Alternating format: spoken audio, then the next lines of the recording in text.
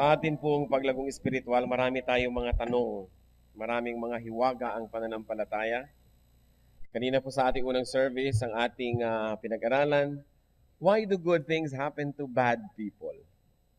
Bakit parang may mga masasamang tao at mali ang ginagawa tapos sila pa itong maasenso at masaya?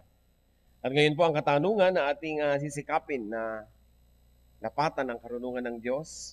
Why do bad things happen to good people? Questions are raised whenever bad things happen to good people.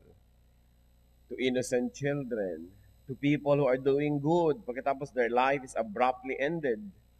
Tatanong yung iba, bakit hindi na lang nangyari yun sa mga killers, sa mga prostitutes, sa mga pagans, sa mga backsliders? Bakit nga ba? Why do bad things happen to good people? Panginoon naming Diyos, napakarami po naming tanong. Bagamat maliit ang aming kaisipan, napakarami pa rin di lubos na nasasagot at nasisiyahan sa aming mga pag-uusisa. Panginoon, nawa po marapati ninyo na sa sandaling ito, madagdagan ang pagkaunawa namin ng maraming mga katotohanan. Madagdagan ang lalim ng pagkaunawa namin sa inyo at madagdagan ang tibay ng aming pananampalataya. Nihiling namin, Panginoon, na kayo po ang maging tagapagsalita. Bless your people, bless your church. Lift us out of ignorance, out of darkness. And may we have that portion of your wisdom that can be helpful for us to know you more, to love you more, to appreciate you more, and to be more like you. Lord, lead us. Be our speaker, please. We don't want to hear human wisdom. We don't want to hear a human voice, but we like to hear your voice. So we offer this time to you, our hearts, our minds. We offer to you all the mechanics and tools of communication. And may you find your servant as your footstool. Gawin niyo pong tungtungan ng inyong paa, inyong lingkod. Gawin niyo pong daluyan ang inyong mga salita, subalit kayo po ang magsalita at mangusap sa amin. In Jesus' mighty name, we reject all work of evil, all lies, all falsehood, all deception. And we ask for wisdom that we may recognize all of those things, Father, so that we may receive only that which comes from you. In the name of Jesus, we also reject and drive away and frustrate all work of evil men and evil spirits against His holy assembly. And ask you, Father, be King of kings, be Lord of lords. Receive our worship. And may your blessings emanate from your heart to ours. Lord, we enthrone you. We ask you to do what you have planned to do. Do your will, Father. We are your people. Lead us, teach us. In Jesus' mighty name we pray confidently. Why do bad things happen to good people? So, pakitanong yung katabi nyo, ikaw ba good? Kayo ba good? Why do bad things happen to good people? Unang-una, establish natin ang mga dapat ma-establish. There are no really good people. So, kung sumagot sa inyo kanina yung katabi nyo ng yes, sabi nyo, ikaw naman mapagbiro. Diba? May ilusyon ka yata tungkol sa iyong sarili. There are really no good people. Psalm 14 verse 3, all have turned aside. They have together become corrupt. There is no one who does good. How many, church? Not even one. So no one does good, according to Psalm 14 verse 3. Buti na lang Bible may sabi, kung ako baka i-contest nyo pa. No? The Word of God has said it. Isaiah 53 verse 6, we all like sheep have gone astray.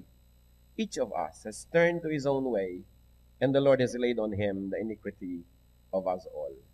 Alam niyo po, ang mga tupa ay kakaibang mga hayop. Lagi na lang nawawala, lagi na lang naliligaw. Kung may balon, mahuhulog sila. Kung may bangin, mahuhulog sila. In fact, the Dead Sea Scrolls were found in the Qumran caves along the coast of the Dead Sea because there was a shepherd na nawawala na naman yung mga tupa-tupa niyang alaga. So, binabato-bato niya yung mga yungib-yungib sa ilalim na mga nakita niya, meron pala ditong daan, baka nandun yung tupa. Lumagutok yung mga palayok na discover one of the greatest archaeological finds of all time, the Dead Sea Scrolls. Talagang laging nawawala ang mga tupa, laging naliligaw, laging nalilito, sumasama sa mga mali, susunod-sunod sa mga fake na mga shepherd. Kaya siguro yun ang ginamit na metaphor para i-describe ang mga anak ng Diyos, mga tupa. Lagi na lang naliligaw. Yan sabi sa Isaiah 53 verse 6, we all, like sheep, have gone astray. Each of us, bawat isa, has turned to his own way. Kaya tuloy ang Panginoong Diyos ang pinagbuntunan, ang Panginoong Hesus natin, ang pinagbuntunan ng ating mga kasalanan. Siya ang nagbata, nagdala at namatay para sa mga yun. So ano pong sinasabi ng Isaiah? All have gone astray. Lahat ay naligaw. In Romans 3:23, for all have sinned and fall short of the glory of God. All have sinned. Sasabihin niyo, pati naman po ba naman mga bata, kabata-bata pa, mga inosente pa, bakit naman nagkakaroon ng masamang nangyayari sa kanila? Even innocent children are not altogether clean. Lahat po ay may kasalanan. Sabi ng Psalm 51 verse 5, surely I was sinful at birth, sinful from the time my mother conceived me. Sabi, sigurado ako masama at makasalanan din. Nung pamang ipinaglilihi ako ng aking ina, ay may kasalanan na ako. It may not be a very personal sin, but it is a generic, it is a racial sin that inflicts all human beings since Adam and Eve sinned. So inang pong isipin, unang-una, bago tayo magreklamo, why do bad things happen to good people? Why do bad things happen to me, to my relatives? We are good. There is no such thing as good people. Some are just less bad than others. But everyone is a sinner. Kaya kailangan po natin yung grasya ng Diyos. Kailangan din na tayo magpatawaran sa isa't isa, mag-unawaan, kasi wala naman talagang banal.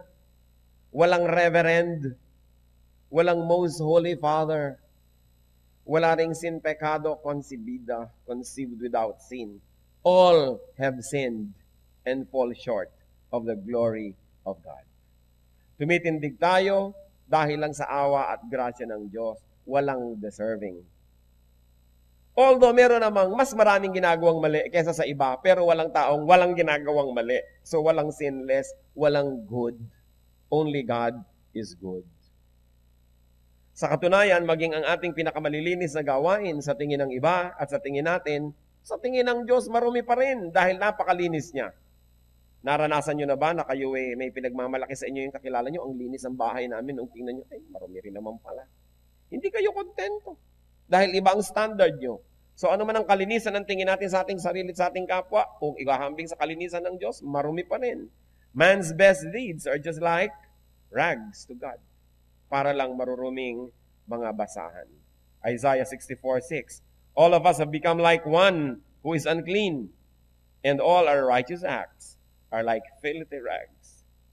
We all shrivel up like a leaf, and like the wind, our sins sweep us away.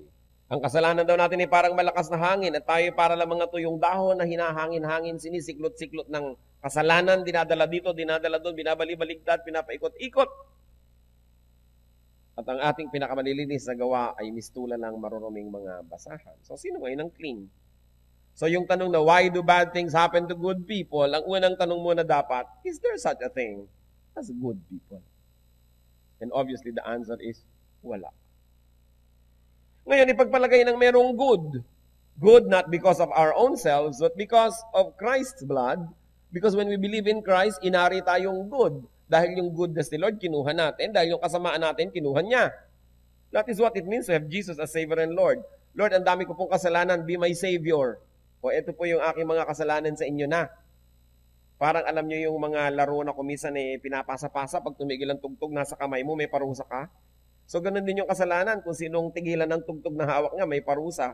Yung kasalanan natin, ipinasa natin kay Lord. Sa kanya tumigil ang tugtog, namatay siya. Nagbayad. Pero ang ipinasa naman natin niya sa atin ang kanyang kalinisan, ang kanyang kabutihan. At yun lang ang pwedeng matawag tayong good.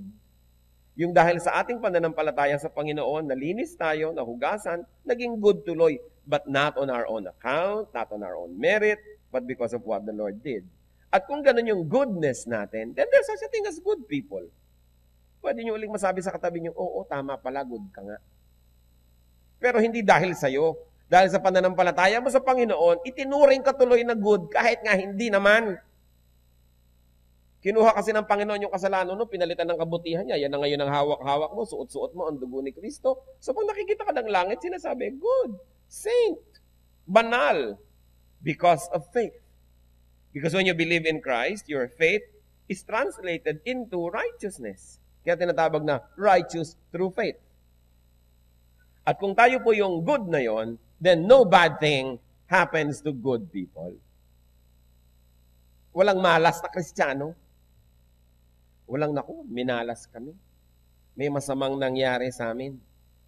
Remember, I like to be emphatic that good here does not mean personal righteousness. Hindi po ganon. Kundi good here is righteousness through faith. Nasasabing mabuti dahil sa pananampalataya sa Panginoon. Romans 1:17, for in the gospel, our righteousness from God is revealed. A righteousness that is by faith from first to last. Just as it is written, the righteous will live by faith. Or the righteous will have life because they become righteous through their faith. So, ang pinipilit po kasi ng mga Israelite ay maging righteous on their own. Huwag mo itong kainin, kainin mo to. Huwag mo itong gawin, gawin mo to. Huwag kang pupunta doon, pumunta ka dito. So, pumipilit sila na bumuo ng righteousness by works. At ang ipinakita po ng Biblia, hindi magtatanggumpay kahit kailan yung righteousness by works. Kasi kahit anong gawin mo, kulang. Titimbangin ka, ngunit kulang. Kahit anong gawin, kulang. Kaya sabi, eto, ipinakilala na ng gospel yung ibang uri ng righteousness. For in the gospel, a righteousness from God, hindi from you, from God, bigay lang niya, is revealed. Ibinunyag, ipinakilala na ang isang uri ng kabanalan na galing sa Diyos. Ang kabanalan na mula umpisa hanggang dulo ay sa pananampalataya lang, hindi sa sariling gawa. So pag nanampalataya ako sa Panginoon, binibilang na akong righteous. Therefore, I am good. Romans 9:30, what then shall we say? That the Gentiles who did not pursue righteousness have obtained it. A righteousness that is by faith. Sabi, kita nyo yung mga hindi Israelita, kain ng kung anong bawal. Iba ang araw ng pangiling, hindi katulad ng mga Hudyo. Iba ang ayuno, iba ang araw ng kanilang pagsamba, iba ang Sabat, yung mga hindi mananampalataya, lahat na ng kasalanan ginawa, hindi sinusunod ang mga utos ni Moses. Sabi niya yun, pero naging righteous. That the Gentiles who did not pursue righteousness have obtained it. At paano nangyari? A righteousness that is by faith, not by works. Sapagkat silang mga hindi Hudyo ay naniwala kay Jesus, ang kabalanan ni Jesus inilipat sa kanila at kinuha ni Jesus ang kasalanan nila. Mas napabuti pa sila kaysa sa mga Hudyo na pilit ng pilit maging mabuti pero tinanggihan si Jesus. Kaya ang kabutihan nila, inaasa nila sa sarili nilang gawa, kulang tuloy, hindi sila nagiging mabuti kahit kailan. Kaya sabi, this is a different kind of righteousness, a righteousness that comes from God. So yun lang yung nagiging good. In fact, yun ang nagiging Christian. Yung tayo'y mabuti, hindi dahil mabuti talaga tayo, kundi nananampalataya tayo sa Panginoon. Kuminsan nagdurugunan, lalamunan natin, kauulit nito, nagdadugunan ng tenga nyo, karirinig pa ulit-ulit. Kasi napakahalagang maintindihan, ba't ba tayo righteous? Bakit tayo nagiging katanggap-tanggap sa Diyos? Hindi dahil sa gawa natin. At kung tayo nagiging good, dahil ibinigay lang ng Diyos yung goodness natin, wala rin tayong karapatang magreklamo at manumbat sa Diyos na bakit po ako good, may nangyayaring bad. Yung goodness mo naman, hindi mo naman na-achieve. Ang lakas ng loob mo magreklamo. Yung goodness mo naman, ibinigay lang sa'yo. Tapos ngayon, gagamitin mong panumbat sa Diyos na ako po, good. Nagtuturo ako sa Sunday school, na born again ako, nagtatayt ako, good ako. Bakit nagkakasakit pa rin ako? Bakit mo ipapangahas isumbat sa Diyos yung pagiging good mo? Yung good na inibigay lang din naman niya. Kaya dapat tayong lahat ay lumulugar sa sarili. So good is not my own achievement. What else can good mean? Living in God's will and living according to God's purpose. Diyan po, pamisa-minsan o depende sa tao, madalas nagiging tayong good. When after being made good through faith, in our daily lives ngayon, we do really what is good. Then nagkakaroon tayo ng good moments. Pero alam niya naman na hindi naman laging ganun yun. Nagkakaroon din ng bad moments. Kaya yung good na yun, nandyan kumisan. Nandyan. At wala naman kumisan. But those who live according to God's will and live according to God's purpose are also called good people. And who else is good? Those who love God. So in that case, we can be called good. Because we love God even when moments when we fail. Mahal pa rin natin, kaya nga tayo nagigilty. Kaya Nakikita niyo po, very complex yung meaning ng good. I can never be good on my own, but if I believe in Jesus Christ, I am wholesale declared good. Pero during that period of my life, na born again ako, naging Christian ako, naging good ako through faith, may mga moments na actually I am good, mayroong moments na actually I am not. So, dalawang klase ng goodness. Isa yung ina-achieve ng sarili natin through God's help, at isa yung talagang bigay na bigay lang, at yun ang kailangan sa salvation. Romans 8:28. Ano pong sinasabi natin dito? Kasi what's the point we're making? That no bad thing happens to good people. At i-define lang natin kung ano-ano yung good na yun. Romans 8:28, and we know that in all things, God works for the good of those who love Him, who have been called according to His purpose. So all things that happen to those who love God, do you love God? All things who happen to those who are called by God, and we have been called by God out of darkness into His light, all things that happen to those who love God and are called by God are blessings. Malinaw po ang Romans 8:28. Sabi ng ibang versions, everything that happens is a blessing to those who love God and obey His commandments. In other words, you love God. Pagkatapos may nangyayari pa rin sa iyo na parang bad, hindi yan bad, good yun. O kaya you were called by God for a purpose, for a mission. Pagkatapos may nangyari na sa tingin mo bad, hindi yun good. Kasi sabi po ng Romans 8:28, all that happened to those who love God and who are called by God, everything that happens to them is good. So bakit parang tingin ko hindi good? Tingin lang natin yun. Pero ang sabi ng verse, everything that happens to those who love God and who are called by God is a blessing. What are these things that sometimes we call bad? Sometimes, kinakapos ka ng pera. Mahal ko ang Diyos. Bakit kapos ang pera ko? Bad yun. Sabi, mahal mo ba ang Diyos? Tinatawag ka ba ng Diyos sa kanyang calling, mission, sa kanyang mission? Yes. Eh di hindi bad. Eh paano naging good na kulang ang pera ko? Eh paano kung marami kayong pera, baka maligaw kayong landas? Baka hindi nyo kayang humawak ng maraming pera. Marami sa atin, sanay na from birth, humahawak ng konti. Pero hindi lahat ay sanay humawak ng marami. Kaya mas maraming nasisira pag maraming hawak kaysa sa konti. Kaya therefore, ay, blessing naman pala na hindi ako binigyan ng marami. O, ano pa? Bakit hindi ka kasing ganda ni Venus de Milo? Blessing, kasi kung naging ganun ka parang kaganda, magiging kang marupok. Magiging kang salawahan. Magiging kang mayabang. Kaya naging kamukha ka ng lata ng Milo. O di, blessing. Kasi sabi, mahal ko ang Diyos. Sumusunod ako sa Kanya. Nothing bad happens to me. Eh di, blessing ito. Kaya ang dapat po, mabuksan yung mata natin at makilala natin kung paano naging blessing yon. Loss of things. Loss of people. Sometimes may nawala. Sabi mo, ay, paano yan? Umiibig ako sa Panginoon. Tapos biglang nawala yung ganong bagay. Eh, sinabi sa Scripture. All things that happen to those who love God, who are called by God, are blessings. Eh di, blessing na nawala yan. Kumbaga sa halaman, tinalbusan ka. Di ba yung tinatalbusan, nawawalan? Ang kasunod po pala lalago lalo.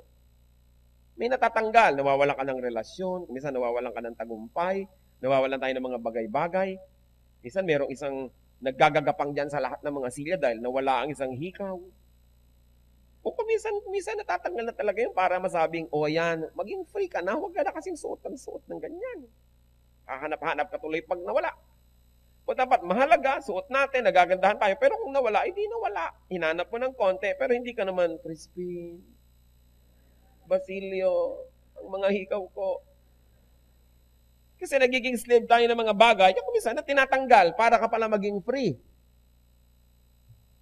Meron ngang mga pahabol-habol sa asawa, talagang kutakot-takot na hirap ang ginagawa, tapos biglang sumakabilang buhay yung asawa, sabi, sister, anong nararamdaman mo? Relief pala, sabi niya. Lumaya pala ako. Kasi hindi po lahat ng nawawala ay kawalan, lalo't mahal natin ng Diyos, sumusunod tayo sa Diyos, because all the things that happen are blessings to those who love God. Ang dapat makita natin kung paano nagiging blessing. Sometimes, tumatanggap tayo ng discipline and correction in the form of pain, sorrow. Kumisan ay napapahiya tayo, yung pala mabuti, naging humble tayo. Kasi kung lagi tayo nagiging matagumpay, sobrang yabang naman ang nangyayari sa atin. Tulad ni Paul, meron siyang pain in the flesh, meron siyang thorn in the flesh. Sabi niya, 3 beses na ako nagmakaawa sa Diyos, alisin ito. Ayaw naman ng Diyos alisin. Sabi, mabuting nandyan yan to keep you humble. At nang lagi mo ako maalala. Kaya sabi ni Paul, ito nga yung weakness ko na to, na thorn in the flesh, it becomes my strength. Why? Because in that area, I don't depend on myself, but depend on God. So how can I be weak when I depend on God? Kaya sabi niya, when I am weak, then I am strong. So ang mga anak ng Diyos na tinatawag niya at nagmamahal sa Kanya, walang weakness.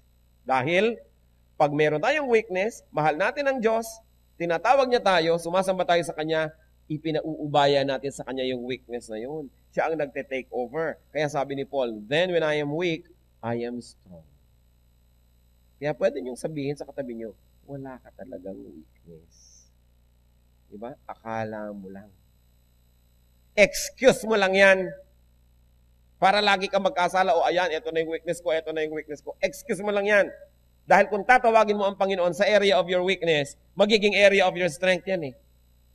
Bakit nananatiling area of weakness? Because you don't call upon God and you depend on yourself. Therefore, it becomes a continuing weakness. Mga emotional pain, sorrow, frustration, kumisan parang bad, but in the end, it strengthens us. At pag sanay po tayo na nahihirapan, nasasaktan, tayo mga veterano ng napakaraming mga digmaan sa buhay, ano nangyayari? Kahit anong nangyayaring putukan at mga gulo sa paligid, payapa ka pa rin. Sabi mo, I've seen it all, I've done it all. Hindi na tayo madaling matakot. Tapos natanggalan ka ng kung ano-anong mga asset sa buhay, nalaman mong buhay ka pa rin kahit wala yon, hindi ka naman takot at takot. Alam niyo po, one of the most difficult situations in life is to have so much and be afraid of losing them. Kaya pag ang dami-dami mong tinatangkilik sa buhay, kasunod na yung takot-takot na fear, paranoia, jealousy, unkindness. Magtataka nga ako minsan yung pang maraming pera, ang mas madamot kaysa doon sa wala. Kasi sa takot niyang mawalan, sa takot niyang mawalan muli, lalo yung galing sa wala't nagkaroon, hindi na halos maging matulungin sa mga kapwa-wala na dapat nga nauunawaan niya yon. Para siya yung babae sa Wuthering Heights, na kumakain ng kamote, sabi niya, I will never go hungry again. Hindi niyo alam ano. Kailangan magbasa-basa ng classics para alam natin ang tinutukoy sinong babaeng kumakain ng kamote. Kasi nagkaroon ng civil war, ang yaman-yaman pa naman niya dati, ngayon walang makain. Nung nakakita ng kaprasong kamote, kinain lang ang hilaw. Pero sabi niya, I will never go hungry again. Sa takot niya magutom muli. Kaya yung mga meron nga yan, ang mga mas madadamot pa kumisan, nababaligtad. Kumisan, hinuhubaran tayo, tinatanggalan, nagiging dare lahat to the minimum because we realize that we can survive with so little. That we really need so little. It doesn't mean na hindi tayo mag-i-strive na magkaroon ng nicer things, better things, finer things. Pero dapat alam natin sa puso natin, nandyan lang yan, ina-appreciate ko habang nandyan. Pero kung wala, pwede rin. Tuloy din ang buhay. O masaya ako, maraming ko akong kasama at kampe, pero kung wala, pwede rin. Basta kasama ko ang Diyos. Nag-e-enjoy ako ng napakaraming magagandang bagay. Salamat, I'll enjoy it while it lasts. Pero kung wala, pwede rin. Hindi natin dapat nililimot so that these things don't become our gods. And then weaknesses, inadequacies, as we have already mentioned, they become strengths whenever we depend on God in those areas. Sometimes even physical death. Sa biglang tingin, parang disadvantage. Paano kung di na kayo mamatay? Siyam na daan taong buhay pa kayo? Baka nagmamakaawa na kayo sa Diyos. Diyos ko po, tama na. Wakasan niyo ng aking buhay. Napagkakamala na akong driftwood. Siyempre, ang tao na mamatay, kaya lang pagka nangyayari sa atin, masyadong personal, nawawala yung perspective natin. But of course, ipinanganak, mamamatay, natural, part ng buhay. So nalulungkot tayo, pero hindi tayo nagwawala. Nalulungkot tayo, pero hindi ka nawawala ng pag-asa kasi alam natin that even death is an entry point to another level of existence. Sabi ni Paul, therefore, to live is Christ and to die is gain. Pero kung honest naman tayo, talagang ayaw pa nating mag-to-die is gain. Saka na, to live is Christ muna. Di ba? Kayo gusto nyo yon. Pinapahaba natin, pinipilit nating mag-to live is Christ muna. Pero kung talagang wala nang magagawa at nandun na, to die is gain naman. Ibang ligaya naman. Because the people of God never really die. We only change places. We only change forms. People of God don't die. Why? Because Jesus is alive. And where He is, He will go. We will be like Him. Bumangon na nga siya wala sa kamatayan, kaya hindi na tayo dapat pumunta doon sa kamatayan na yun. Napuntahan na niya, nagawa na niya para sa atin, exempted na tayo doon. Kaya hindi naman lubos na nakakatakot yan, bagamat ayaw pa natin sana. Pero kung talagang andyan na, tinatanggap. So from heaven's perspective, bad things may not really be bad. Bad things can actually even be good. Tayo pong mga anak ng Diyos, kahit anong nangyari, no matter how bad it looks, ang lagi nating hinahanap, ano yung good dito. Ganun ang mga anak ng Diyos. We are incurable optimists. And you know why? Because we have God. Sabi niya, I will never leave you. I will never forsake you. Walang masamang balak sa atin ng Diyos. Sabi niya, I know the plans I have for you. Plans not to harm you, but to give you hope, a future. This is my plan for you. So bakit tayo ngayon magmumukmuk kung may mga nangyayari? Hindi natin madedena yung human emotion at yung limitation ng ating isip. Hindi natin laging nauunawaan, hindi natin lubos na nababatid at nasusukat. Pero dahil sa ating pananampalataya, alam natin, no matter how bad it looks, because we have God on our side, because God is alive, this is not really that bad. And I will look for what is good in this. Hindi tayo nawawala ng pag-asa. God's thoughts are different from man's thoughts. God's ways are different from man's ways. So His way to bless is not always the way we want. What is good to Him may not always look good to us. Isaiah 55 verses 8 to 9. For my thoughts are not your thoughts, neither are your ways my ways, declares the Lord. As the heavens are higher than the earth, so are my ways higher than your ways, and my thoughts higher than your thoughts. So pag meron tayong hindi maabot, hindi maunawaan, natetempt kang magtanong, magalit, magtampo sa Diyos, sasabihin mo, Lord, your ways are higher than mine, and your thoughts higher than my thoughts. I will not be like this child na humukay ng kaprasong buta sa kaprasong hukay sa buhanginan sa tabi ng dagat. At sabi niya, ilalagay ko sa kaprasong hukay na ito ang tubig ng buong dagat na yan. Parang gano'n ang ating isip. Hindi niya kayang ilagay sa loob niya ang lahat ng tubig sa buong dagat. Hindi natin kayang malirip, maunawaan ang lahat ng thoughts ng Diyos. We can only understand parts of it. Because if we can understand everything, edi Diyos na rin tayo. Kaya merong tayong pinanghahawakan dahil nauunawaan at maraming pinanghahawakan dahil pinaniniwalaan. We know. And when we don't know, we believe. Yun ang importante po sa ating pananampalataya. Bad things can happen also. We should understand as a consequence of man's actions. So may mga bad things na hindi naman bad. Ngayon, may bad things na nangyari dahil talagang may ginawa kang bad o people around you may ginawang bad. Natural, God's justice will be operationalized. And it is good. Because if bad things don't result in bad things, then walang justice. Then God is not God. So mabutit may justice. Tayo, walang paniwala, gusto natin may katarungan. Gusto natin ang lahat ng mga masasama, mahulit, makulong. Pero pagka mag-anak mo na yung nahuhuli, ayaw mo na. Gusto mo exemption. So kaya mag-anak natin, malapit sa atin yung tinamaan ng justice, isa pa rin yung blessing. What is the blessing? Kahit tayo personally lumungkot. Because there is justice. And that is a blessing. That is good. Kaya huwag natin laging pinepersonal ang lahat ng bagay kasi pag napepersonal, nawawala yung perspective natin eh. Gusto natin, sige, may all bad people drop dead, tapos tatay mo pala yung bad except my father. Lahat sana ng magnanakaw, mahuli, anak mo pala yung nagnanakaw except my son. So paano yun? Pagka hindi siya nahuli, walang nangyari, walang hustisya. Then it's not a good world. It's not a good God. May mga cause and effect. At kung yung pong bad ay bunga ng bad causes, it's still good.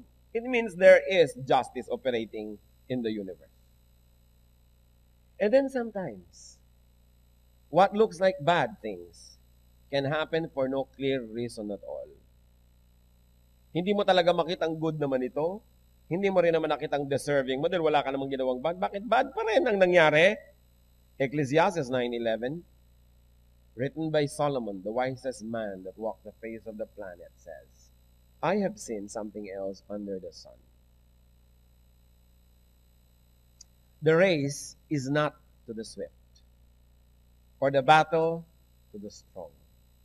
Nor does food come to the wise, or wealth to the brilliant, or favor to the learned. But time and chance happen to them all. Anong sabi ni Solomon na napakarunong?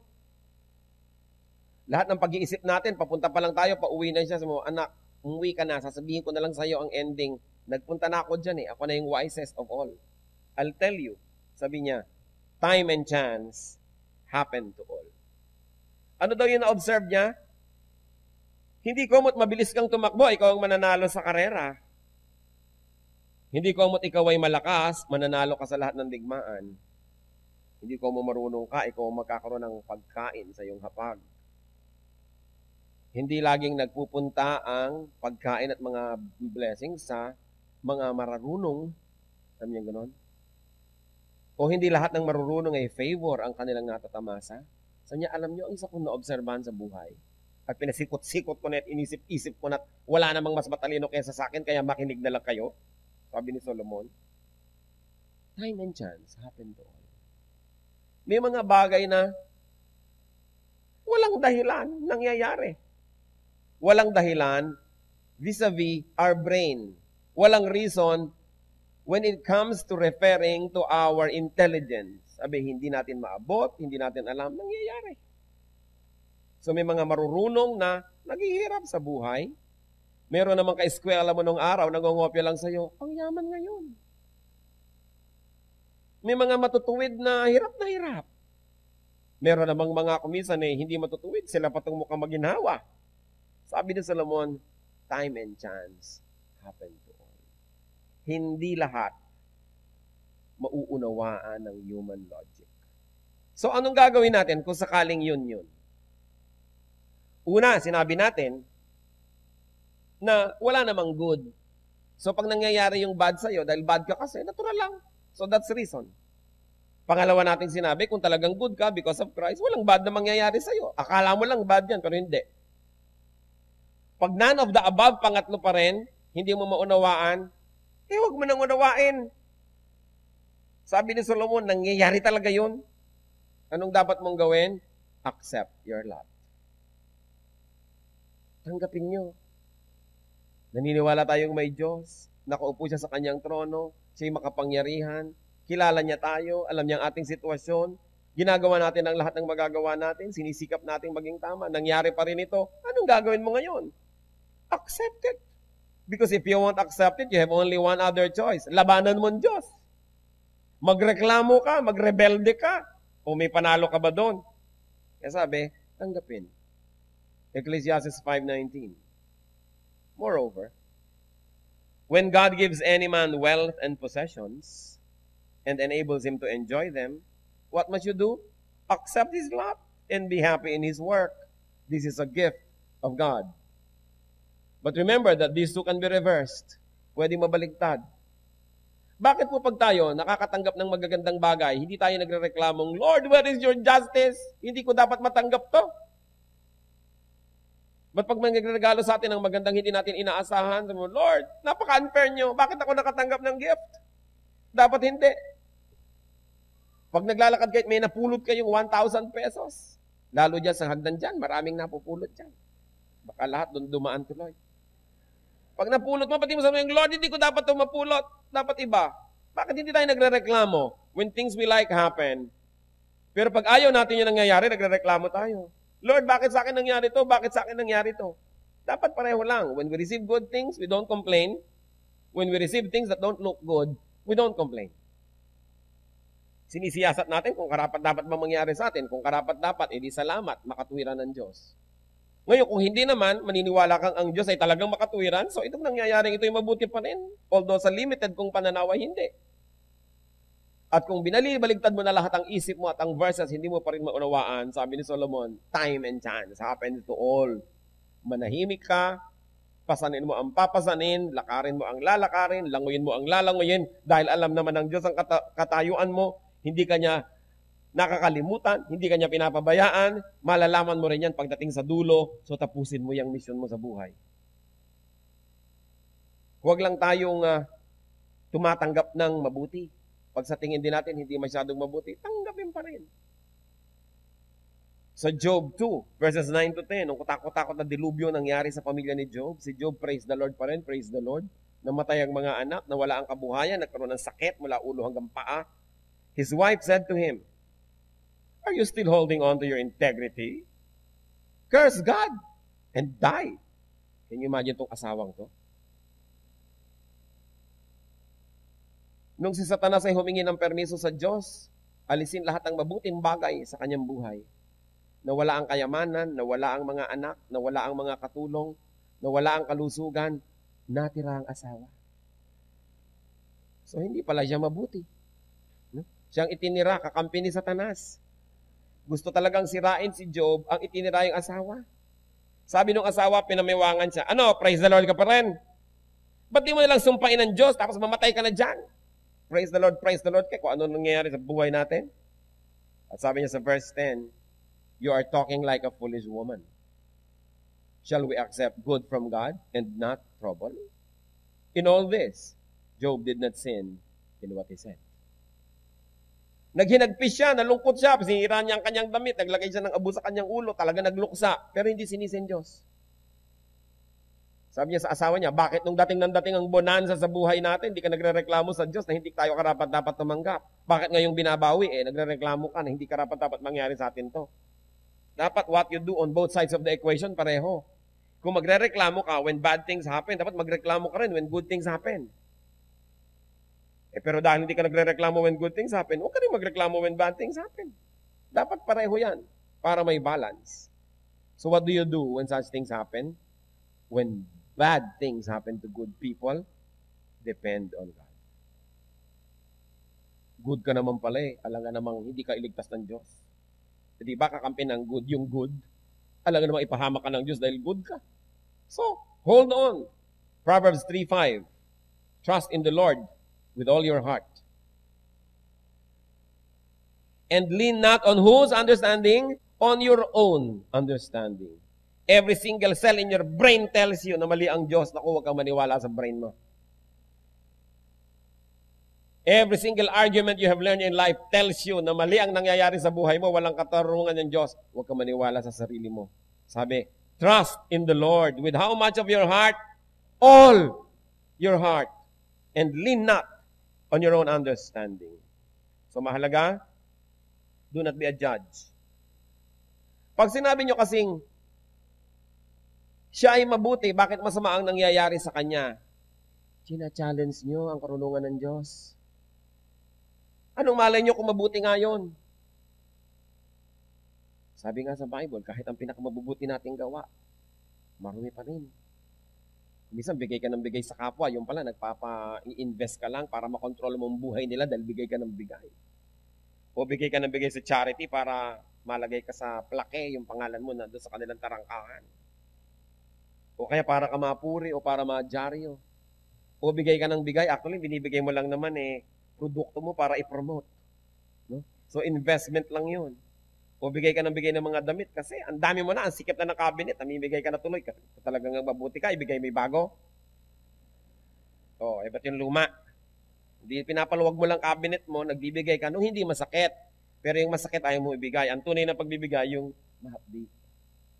Yung ang sakit, ibinibigay mo pa rin. Yun ang bigay. Di po ba? So nakikita natin, kahit yung pinakamabubuti nating gawa, minsan may kakambal pa rin karumihan. Minsan ang alaga-alaga mo sa asawa mo para pag wala ka pala, miss na miss ka. O ibig sabihin, you want the person to be dependent on you. Minsan yung ina o yung ama, alinman, sobrang magmahal sa anak para, sinang mahal mo? Tatay, nanay. Para ikaw ang panalo. O yung kabutihan natin, investment para sa sarili rin. Kasi sabi, yung mga gawa nyo, ang dudumi. Kaya, kailangan, nagtitiwala tayo sa Diyos at huwag tayo nagja-judge. Ang bubuting tao, masama ang nangyari. Anong akala nyo? Mas mabait pa kayo sa Diyos? Kasi pag sinabi mo, ang bubuti nila, ang sama nang nangyari, parang yun ang sinabi ko, ako Diyos, hindi ko gagawin yan kayo ba Diyos? Alam ba natin? Alam ba natin? Sabi nga sa Bible, wala namang mabuti. Meron lang less bad than others. But no one is righteous. So huwag natin sasabihin, good yon. Kasi judgment yon. Bad yan. Judgment yon. What do we do? Have faith in God. Rely on God when bad things happen to us and to other people. So what can we learn? Enjoy whatever is at hand. Enjoy whenever possible. Dahil hindi lahat ng araw ay pareho. Malakas kayo ngayon, gusto nyo akyatin ang bundok Taal, akyatin nyo na. Hindi ako nagbibiro. Mamaya, paglabas nyo dito, tumuloy na kayo doon. Nakakatiyak ba kayong malakas kayo bukas? May gana kayong kumain ngayon, kumain na kayo. Baka bukas, bawal na. Dalawa lang naman ang uri ng tao eh. Yung gustong kumain pero hindi maka-afford at yung makaka-afford pero bawal. So, kailangan kung na-afford mo at pwede, gawin na. Meron kayong gustong gawin? Gusto nyong mag-aral ng balay? Mag-aral na kayo. Kasi rurupok na ang inyong mga kasukasuan at lulutong mga buton nyo. Hindi lagi mo pwede.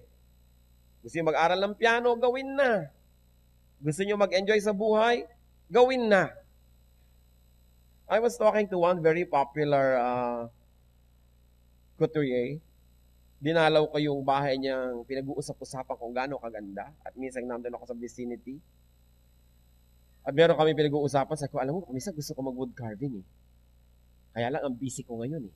Alam, sabi niya sa akin, gawin mo na. Hindi ka naman nakakatiyak na laging steady ang pulso mo. Tama nga. So, titiyakan ko nang mag-wood carving na tayo agad.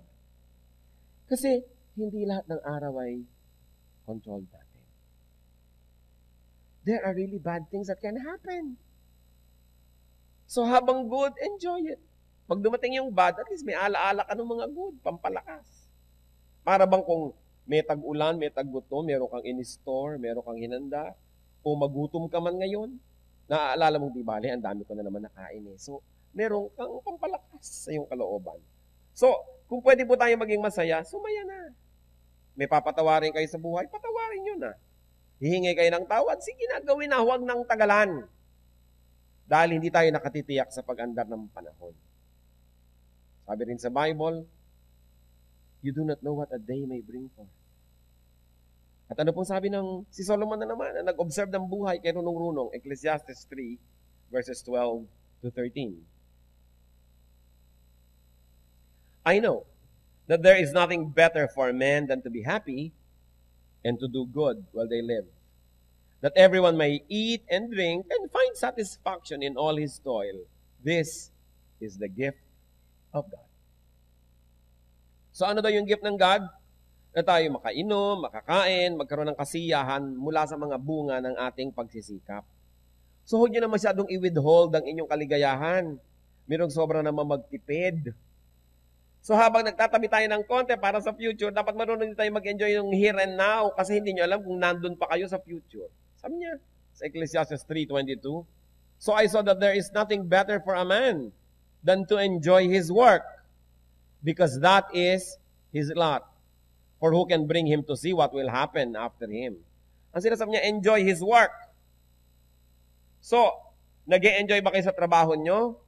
Kung di kayo nag-e-enjoy, layasan nyo yan, hanapin ninyo yung mag-e-enjoy kayo. Kasi sabi ng marunong na si Solomon, there is nothing better than to enjoy your work. Kasi kung hindi na kayo nag-e-enjoy sa trabaho nyo, hindi pa kayo enjoy sa sweldo, di sobra naman kayong kawawa. Eh ngayon, nag-e-enjoy kayo sa trabaho nyo, pero hindi naman masyadong malaking income, pero yung trabaho mismo is a reward, di sumasaya tayo sa buhay. Yung iba, takot na mag-career shift. 40 na po ako, 50, pwede pa ako mag-career shift. Balak niya namang mamatay 2 years from now. Hindi pa po, pwede pa.